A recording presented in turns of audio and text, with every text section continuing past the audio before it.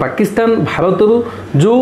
सामग्री सब इंपोर्ट करे सेगुड़िक मध्य प्रमुख आइटम होची जीवन रक्षाकारी औषध वैक्सीन्स जोटा आम जो दि जाए जो माने टीका जोटा आम कहती वैक्सीन्स तापर चीनी आउ केमिकल्स किसी ऑर्गेनिक केमिकल्स यही जिनस जोटा जोटा वैल्यू एडेड आइटम किंतु किसी डायरी प्रोडक्ट भी पाकिस्तान इंपोर्ट करे इंडिया रू एवं भारत पाकिस्तान रू जो जहाँ आमदानी करे किसी खनिज पदार्थ आमदानी करे किसी फल नट्स जो ड्राई फ्रुट्स ये सब आमदानी करे तेणु निर्भरशीलता जदि आम कह आर्थिक दृष्टिकोण रू ताहले